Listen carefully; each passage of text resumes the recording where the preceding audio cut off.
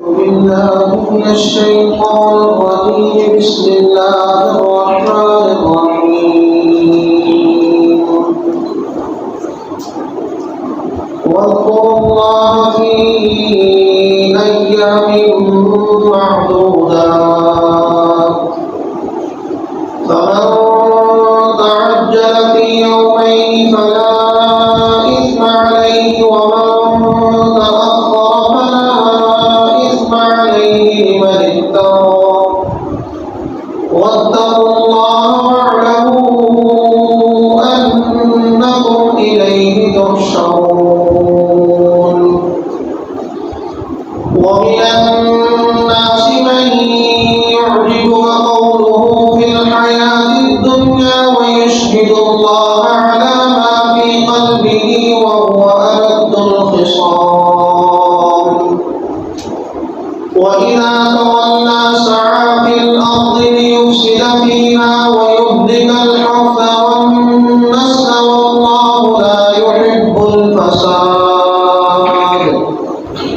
وإذا قيل له اتق الله أخذته العزة بالإثم فحسبه جهنم ولبئس المهاد. ومن الناس من يشري نفسه ابتغاء مرضات الله والله رؤوف بالعباد.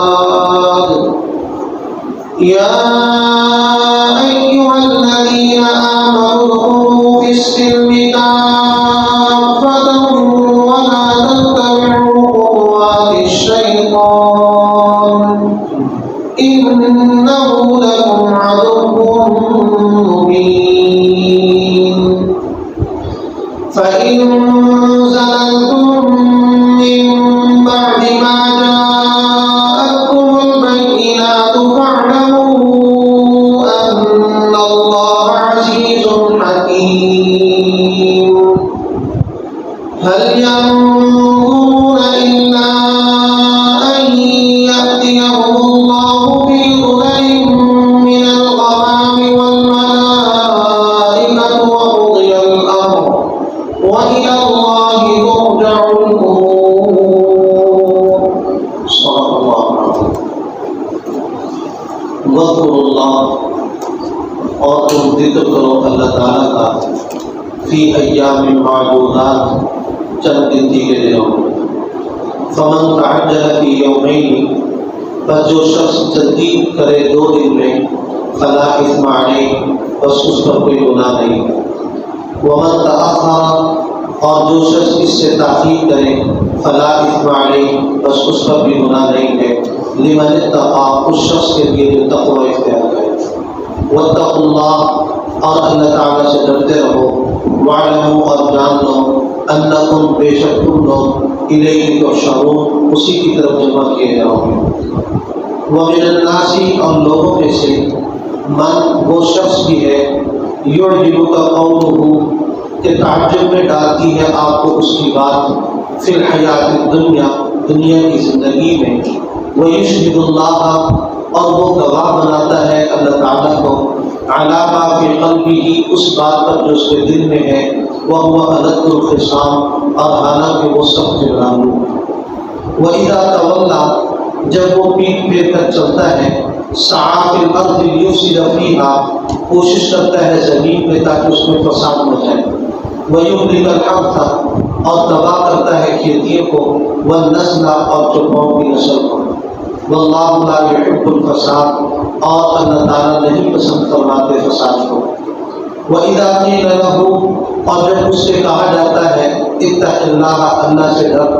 أَخَذَتْهُ الْعِزَّةُ بِالْإِثْمِ تو ابھارتی ہے اس کو اس کی غیرت گناہ پر. فَحَسْبُهُ جَهَنَّمُ بس اس کے لیے جہنم کافی ہے. وَلَبِئْسَ الْمِہَادُ اور وہ برا ٹھکانہ ہے. وَمِنَ النَّاسِ اور لوگوں میں سے من وہ شخص بھی ہے یشری نفسہ ابتغاء مرضات اللہ جس نے خریدا اپنی جان کو اللہ کی رضا کے لیے. واللہ رؤوف بالعباد اور اللہ تعالیٰ مہربانی کرنے والا ہے بندوں کا. یا ایھا الذین آمنوا اے ایمان والو ادخلوا فی السلم، داخل ہو جاؤ اسلام میں، کافۃ، پورے کے پورے، ولا تتبعوا خطوات الشیطان، اور نہ اتباع کرو شیطان کے قدموں کی، انہ، بے شک وہ، لکم، تمہارا، عدو مبین، کھلا کھلا دشمن ہے۔ فإن زللتم، پس اگر تم پھسل گئے، من بعد ما جاءتکم البینات، بات اس کے کہ تمہارے پاس واضح دلائل آ چکے، فاعلموا، پھر جان لو، ان اللہ عزیز حکیم، بے شک اللہ تعالیٰ زبردست ہے، حکمت والا ہے۔ هل ينظرون، نہیں وہ انتظار کرتے، الا مگر اس بات کی، ان یأتیہم اللہ، یہ کہ آئے ان کے پاس اللہ تعالیٰ، فی ظلل من الغمام، بادلوں کے سائے میں، والملائکۃ، اور فرشتے، وقضی الامر، اور معاملہ نپٹا دیا جائے، وإلی اللہ، اور اللہ ہی کی طرف، ترجع الامور، تمام امور لوٹائے جائیں گے۔ گزشتہ دو کے رکوعوں سے مسائل حج کا تذکرہ چل رہا ہے، اور آج کے درس کی پہلی آیت میں بھی حج کے ایک حکم کا تذکرہ ہونا ہے۔ حج میں 10 ذی الحج کے دن حج کے معمولات میں سے یہ ترتیب ہوتی ہے کہ پہلے ایک جمرے کی رمی ہوتی ہے، وہ ایک مینارہ ہے جو وہاں بنا ہوا ہے مینا میں، ویسے تو 3 مینارے ہیں لیکن اس دن صرف ایک مینارے کی رمی ہوتی ہے، تو ان 3 میناروں کو عام طور پر لوگ شیطان سے تعبیر کر دیتے ہیں کہ یہ 3 شیطان ہیں، تو ان میں جو جمرہ عقبہ ہے اس کی رمی کرنا ہوتی ہے، اور اس کے بعد قربانی ہوتی ہے، پھر سر منڈوانا ہوتا ہے، اور پھر طواف زیارت ہوتا ہے۔ طواف زیارت ان میں سے فرض ہے، باقی چیزیں واجب کے درجے میں علماء نے لکھی ہیں۔ تو پھر اس کے بعد یہ پہلے دن کی جو رمی ہے 10 ذی الحج کی، یہ زوال شمس سے پہلے کی جائے گی، اور پھر 11، 12 2 دن کی رمی جو ہے یہ سورج کے زوال کے بعد کی جائے گی۔ اب 2 دن کی رمی کے بعد حجاج کرام کو اختیار ہے کہ وہ مینا میں رہیں، 13ویں تاریخ کی رمی بھی کر لیں، یا وہ مینا کو چھوڑ کر آ جائیں اور 13ویں تاریخ کی رمی نہ کریں۔ 2-3 دن پہلے جو ہے ان کی رمی واجب ہے، اور 13 ذی الحج کی رمی وہ مستحب ہے۔ لیکن یاد رہے، اگر کسی شخص کو مینا میں 12ویں تاریخ کا سورج غروب ہو گیا تو وہ شخص اب 13ویں کی رمی چھوڑ کر نہیں جا سکتا، اس لیے کہ اسلامی دن وہ مغرب کے بعد نیا دن شروع ہو جاتا ہے۔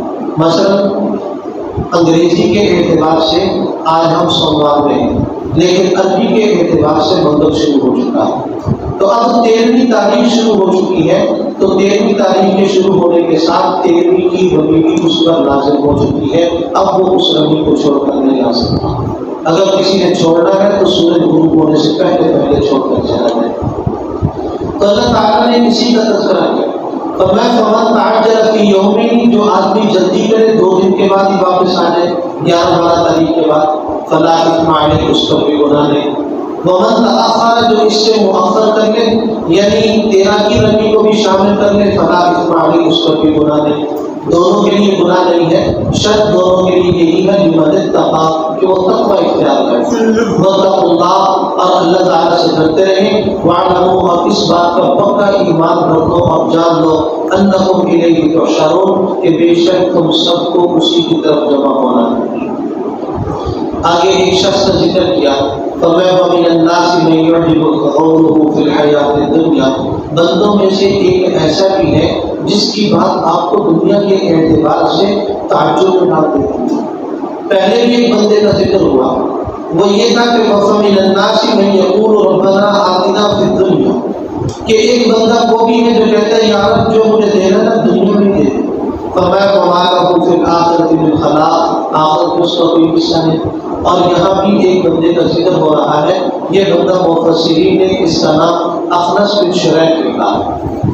یہ حضور اکرم صلی اللہ علیہ وسلم کے پاس آتا تھا، اتنا چرب لسان تھا اور باتوں نہیں تھا کہ اپنی باتوں سے اللہ کے نبی کو قائل کر لیتا، کہتا حضور ہماری کتنی خوش قسمتی کہ آپ ہمارے دور میں تشریف لائے، ہماری کتنی خوش قسمتی کہ آپ کی زیارت کے لیے آ جائیں، حضور ہماری دیکھیے آپ کے پاس بیٹھ کر کیفیت ہوتی ہے جو مچھلی کی پانی میں ہوتی ہے، ہمیں دلی سکون مل جاتا ہے، اور جب ہم آپ سے جدا ہو جاتے ہیں تو پھر کیفیت ایسے ہوتی ہے جیسے کسی مچھلی کو پانی سے نکال کر باہر پھینک دیا جب وہ تڑپ رہی ہوتی ہے، ہم ایسے تڑپتے ہیں آپ کی زیارت کرنے کی، اس قسم کی باتیں کر کے حضور اکرم صلی اللہ علیہ وسلم کے قلب کو بول دیتا تھا منافق بڑے پرلے درجے کا۔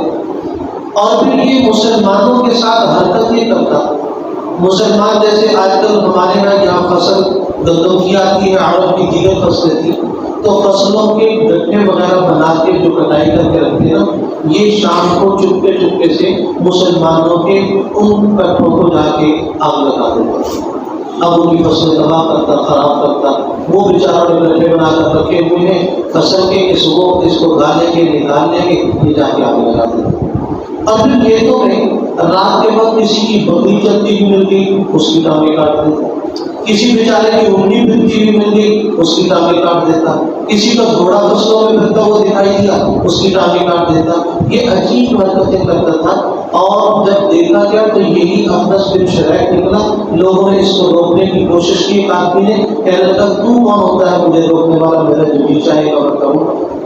اب دیکھو ایسے آدمی کی شکایت بھی کی جائے تو شکایت سننے والا بھی ایک دفعہ حیران ہو جاتا ہے کہ یہ بندہ اتنی محبت کا دعویٰ کرنے والا ہے، یہ بندہ تو ایسا نہیں کر سکتا۔ تو پھر جب ایسے معاملات ہوئے کہ جس میں کسی آدمی کا قول اور عمل آپس میں نہیں مل رہا تھا، اللہ تعالیٰ نے حضرات صحابہ اکرام رضوان اللہ اجمعین کی گواہیاں قرآن پاک میں حضور اکرم صلی اللہ علیہ وسلم کو توجہ دلائی کہ یہ آدمی آپ کے ساتھ مخلص نہیں، تو ارشاد فرمایا وَمِنَ النَّاسِ، لوگوں میں سے یہ بدبخت بھی ہے، مَن يُعْجِبُكَ قَوْلُهُ فِي الْحَيَاةِ الدُّنْيَا، جس کی باتیں آپ کو تعجب میں ڈال دیں گی دنیا کی زندگی میں، ایسے عجیب و غریب محبت کے دعوے کرتا، رشتہ رسول کے دعوے کرتا، اور اتنا بڑا جرأت مند آدمی وَيُشْهِدُ اللَّهَ عَلَىٰ مَا فِي قَلْبِهِ، اللہ کو گواہ بناتا اپنی قلبی کیفیت کا، کہتا حضور زبان سے میں جو کہہ رہا ہوں نا، میرے جو دل میں ہے وہ میں آپ کو پھاڑ کر نہیں دکھا سکتا ہوں، اللہ گواہ ہے میرے دل میں آپ کے لیے بہت زیادہ محبت کے جذبات ہیں۔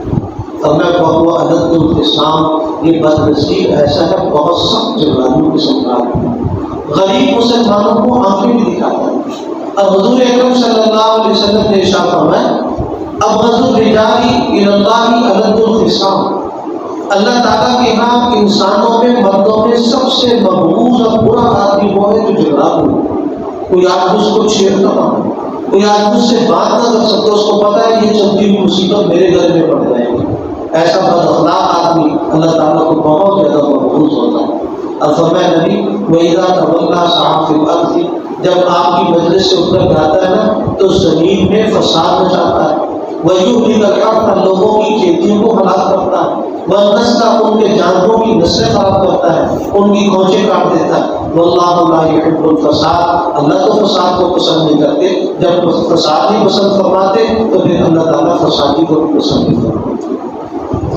وَإِذَا قِيلَ لَهُ اتَّقِ اللَّهَ، اور میں جب اس کو کہتا ہے نا کہ خدا سے ڈر، جیسے ایک صحابی نے روکا تھا اخذت العزت بالاثم، تو اس کی محنت اس کو گناہ پر ابھارتی ہے، کہتا ہے میری محنت، تو کون ہوتا ہے مجھے سمجھانے والا، فرمایا فحسبہ جہنم، اس کے لیے جہنم کافی رہے گی اور اس کے لیے بدترین ٹھکانہ ثابت ہوگی۔ اور آگے ایک حضور کے سچے صحابی کا ذکر ہے حضرت سہیل رومی رضی اللہ تعالیٰ عنہ۔ علماء نے لکھا یہ روم کے رہنے والے نہیں تھے، ان کا نام سہیل رومی پڑ گیا، یہ رومی نہیں تھے، اصل یہ عرب ہی کے رہنے والے تھے، بچپن میں اغوا ہو گئے تھے، اور اس دور میں اغواگار ایسا کرتے کسی دور علاقے میں جا کے کسی بچے کو جو اٹھا کر لے جاتے تھے نا وہاں اسے اپنا غلام بنا کر بھیج دیتے، یہ روم میں پھنس گئے بیچارے، غلام در غلام زندگی گزارتے ہوئے آخر پھر ایک دفعہ مکہ معظمہ میں بھی پہنچ گئے، اور پھر مکے میں اتنا تو یاد تھا کہ میرا تعلق قبیلہ بنو نذیر کے ساتھ ہے، لیکن خاندان شاید وہاں سے پوچھ کر گیا تھا، اس کو اپنا کوئی نہ مل سکتا، تو یہ سہیل رومی کے نام سے مشہور ہو گئے۔ جب حضرت ابوبکر صدیق رضی اللہ تعالیٰ عنہ کی ہجرت کر کے حضور کی معیت میں تشریف لے گئے، حضرت عمر رضی اللہ تعالیٰ عنہ کی ہجرت کر کے تشریف لے گئے، تو حضرت سہیل رومی رضی اللہ تعالیٰ عنہ نے بھی ہجرت کا پروگرام بنایا، لیکن ساتھ چلنے والا ہم سفر کوئی نہیں تھا، اکیلے تھے بیچارے، اکیلے چل پڑے۔ مکے کے مشرکین میں ایک آدمی حضرت سہیب رومی رضی اللہ تعالیٰ عنہ کا مخلوص بھی تھا. اس نے سوچا کہ یہ بندہ کبھی نہ کبھی مکے میں آ کے قرض کا مطالبہ تو ہو سکتا ہے. اس نے پروگرام بنایا کہ اکیلا ہجرت کر کے جا رہا ہے اور اس آدمی کو پورے راستے میں قتل کر دیا جائے تاکہ میرے قرض کا معاملہ یہی تک کلیئر ہو جائے, مجھے یہ خطرہ نہ ہو کہ مجھے دنیا میں کسی کا قرض ادا کرنا.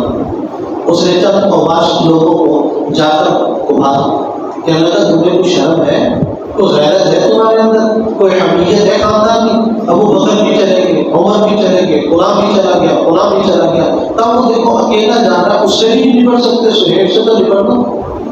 اب وہ نوجوان جو تھے غیرت میں اٹھے اور اس کے ساتھ حضرت سہیب رومی رضی اللہ تعالیٰ عنہ پر حملہ کرنے پہ گرا پڑے. لیکن حضرت سہیب رضی اللہ تعالیٰ کے بارے میں آتا ہے تیر انداز ایسے زبردست تھے کہ ان کا تیر 100% ہدف پر جا کر لگتا تھا. ان کے پاس تیر بھی تھے, نیزہ بھی تھا, تلوار بھی تھی.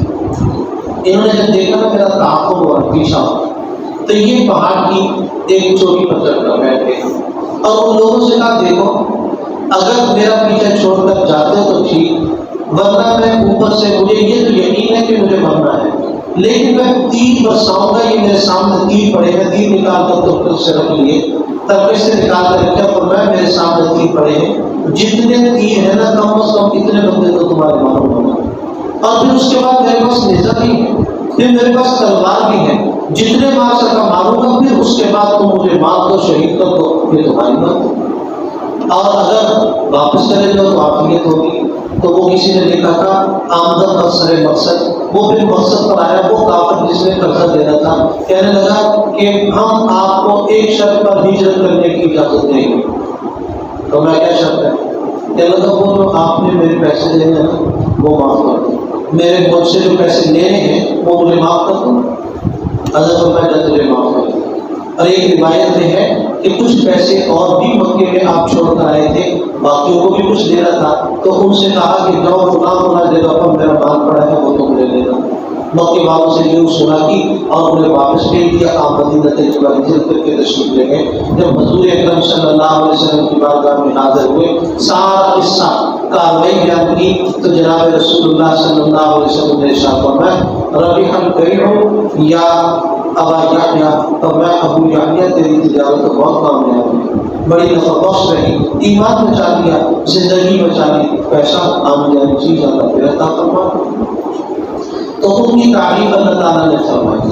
فرمایا ومن الناس, لوگوں میں سے من ایک شخص وہ بھی ہے یشری نفسہ, جس نے اپنی زندگی کو خریدا ابتغاء مرضات اللہ, اللہ تعالیٰ کی رضا کے لیے. واللہ رؤوف بالعباد, اللہ تعالیٰ تو اپنے بندوں پر بہت مہربان ہے. اور آگے والی آیت میں کچھ اور صحابہ کا ذکر کیا جن میں حضرت عبداللہ بن سلام رضی اللہ تعالیٰ پیش تھے. ان کے ساتھ ایک حضرت طالبہ بھی تھے, ان کے ساتھ حضرت اسد بھی تھے, ایک حضرت حسین بھی تھے, ایک ابن جامین تھے. یہ تقریباً 5 آدمیوں کا گروہ تھا جو علماء یہود تھے. انہوں نے اسلام قبول کر لیا, سارے مسلمان ہو گئے. اب یہود میں 2 چیزیں تھیں. ایک تو ہمارے یہاں جس طرح جمعے کا دن عبادت کا دن ہے, عظمت کا دن ہے, رئیس الایام ہے, یہودیوں کے ہاں قابل تعظیم دن ہفتے کا, جیسے عیسائیوں کے ہاں اتوار ہے کہ اور اتوار مناتے ہیں. اور دوسری بات ان میں یہ تھی کہ انہوں نے یہودیوں نے بہت سارے مسائل اپنے لیے کھڑے ہوئے تھے کہ ہم علماء کے لیے یہ حلال نہیں, یہ حلال نہیں, عوام کھائیں تو کھائیں. ان میں ایک یہ تھا, انہوں نے کہا ہوا تھا کہ ہمارے علماء کے لیے, ہم علماء کے لیے اونٹ کا گوشت حلال نہیں ہے, اونٹنی کا دودھ حلال نہیں ہے. اب اسلام نے, اب اسلام لانے کے بعد ان 5 حضرات کو اتنی مشورہ کیا. انہوں نے دیکھو ہفتے کے دن کی تعظیم تھی ہمارے اوپر جب ہم یہودی تھے, لیکن اب ہم یہودی نہیں ہیں تو ہفتے کی تعظیم کر لینے میں حرج کیا ہے. ہم جمعے کی تعظیم بھی کر لیں گے, ہفتے کی تعظیم بھی کر لیں گے, اس میں ہمیں ڈبل ثواب مل جائے گا. ہم دین یہودیت کا احترام بھی کریں گے, دین اسلام کا احترام بھی کریں گے. اور ساتھ میں یہ بھی مشورہ کر لیا کہ دیکھو شریعت سابقہ میں ہمارے لیے اونٹ کا گوشت حلال نہیں تھا, اونٹنی کا دودھ حلال نہیں تھا, تو اس شریعت میں حلال تو ہے, پینا واجب تھوڑی. اب دیکھیں نا, آپ نے بہت سارے افراد ایسے بھی ہوں گے, حضرات ہوں گے جنہوں نے کبھی زندگی میں اونٹ کا گوشت نہیں کھایا, جنہوں نے کبھی زندگی میں اونٹنی کا دودھ نہیں پیا تو کوئی بھی گنہگار نہیں کہے گا. تو انہوں نے کہا حلال ہے واجب نہیں ہے. تو لہذا ہم نظریاتی طور پر اونٹ کو حلال سمجھتے رہیں گے لیکن عملی طور پر کھائیں گے نہیں. نظریاتی طور پر اونٹنی کے دودھ کو حلال سمجھتے رہیں گے عملی طور پر پیئیں گے نہیں. اس طرح ہمیں ڈبل ثواب ہوگا. دین یہودیت پر بھی عمل ہوتا رہے گا, دین اسلام پر بھی عمل ہوتا رہے گا. اللہ تعالیٰ کو ظاہر آپ کو جتنا بھی خفیہ مشورہ کرے, اللہ تعالیٰ کا علام الغیوب ہے. حق تعالیٰ نے آیت مبارکہ اتاری اور میں یا ایھا الذین آمنوا, اور لوگوں جو ایمان لے آئے ہو, ادخلوا فی السلم کافہ, پورے کے پورے اسلام میں داخل ہو جاؤ, یہودیت کو چھوڑ دو. ولا تتبعوا خطوات الشیطان, شیطان کے نقشۂ قدم کی اتباع نہ کرو, وہ تمہیں کیسے دھوکے دیتا ہے. انہ لکم عدو مبین, وہ تمہارا بڑا دشمن ہے. مفسرین نے اس آیت کی تعریف, یہ آیت مبارکہ ہمارے لیے بھی سبق ہے. ہم نے اسلام سے مسجد میں سمجھا ہوا ہے, نماز پڑھتے ہوئے ہم مسلمان ہوتے ہیں, مسجد جاتے ہیں ہم مسلمان ہوتے ہیں, لیکن جب شادی کا موقع آتا ہے پھر ہماری شادی اور کافروں کی شادی میں کوئی فرق نہیں ہوتا. پھر جب عید کا دن آتا ہے تو ان کی بھی عید پہ ان کے گھر میں ڈک بجتا ہے, ہماری عید پہ ہمارے گھر میں ڈک بجتا ہے. پھر شادی کو وہ ناچتے ہیں, ہم بھی ناچتے ہیں. پھر ہندوانہ طریقے سے وہ شادی کرتے ہیں یا انگریزوں کے طریقے سے ہم بھی ایسے کرتے ہیں. یہ قرآن کریم کی آیت مبارکہ مجھے اور آپ کو بھی مخاطب ہے, اور یہ کہتی ہے یا ایھا الذین آمنوا, اور کلمہ پڑھنے والوں کو ادخلوا فی السلم کافہ, پورے کے پورے اسلام میں آ جاؤ, صرف مسجد تک اسلام کو رکھو, گھروں میں بھی لے کر آؤ. ولا تتبعوا خطوات الشیطان, شیطان کے نقوش قدم چھوڑ دو. انہ لکم عدو مبین, دوسری جگہ ارشاد فرمایا فاتخذوہ عدوا, تم بھی اس کو دشمن سمجھو. آگے فرمایا فإن زللتم من بعد ما جاءتکم البینات, اگر تمہارے قدم تک بگا گئے نا, اگر تم پھسل کے راہ حق سے ہٹ گئے, بات اس کی کہ تمہارے پاس دلائل تو آ چکے, اب اسلام کی حقانیت کی اور سچائی کی ساری دلیلیں تمہارے پاس آ چکی, پھر بھی کہتے ہو ہفتے کے دن کی تعظیم کریں گے, پھر بھی یہ کہتے ہو ان کا گوشت نہیں کھائیں گے. فرمایا اگر پھسل گئے نا فاعلموا, جان لو ان اللہ عزیز حکیم, اللہ تعالیٰ زبردستی کا حکمت والا بھی ہے, وہ ہر آدمی کو غلط کام سے زبردستی روک سکتا ہے. ہمارے شادی پر بھی اگر دیکھا جائے ہمارے بیگ بھی چل سکتے ہیں, ہمارے یہاں بجلی کا ٹرانسفارمر بھی ہو سکتا ہے, اڑ سکتا ہے, ختم ہو جائے گا, ٹین اڑ جائے گی, سب کچھ کر سکتا ہے حکیم, لیکن وہ حکیم ہے وہ زبردستی کرتا ہے. آگے ان لوگوں کو خطاب ہے جو اہل کتاب ابھی بھی ایمان نہیں لے کر ہیں, حالانکہ ان کے سامنے دلائل واضح کھل کر آ چکے. فرمایا هل ينظرون, وہ لوگ صرف قیامت کی انتظار کر رہے ہیں جو ابھی بھی ایمان نہیں لے کر آئے. چونکہ یہ جو اگلی آیت میں صورت حال پیش کی گئی یہ قیامت کی ہے.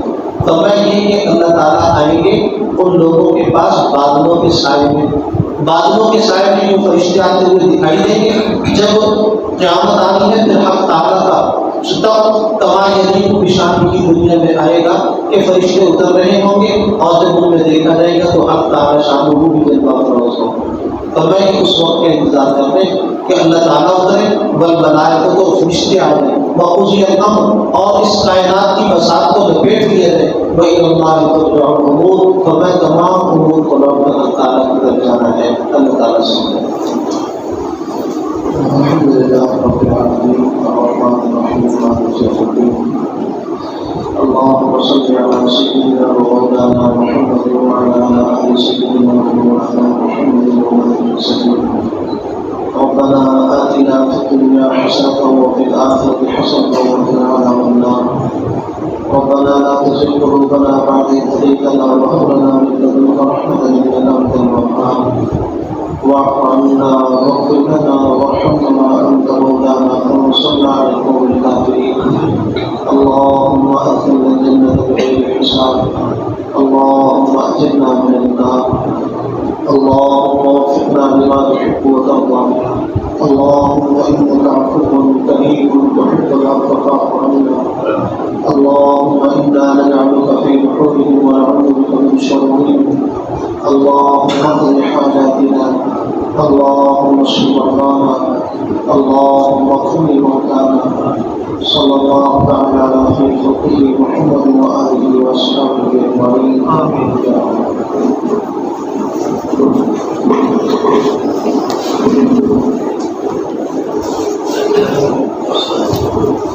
اللہ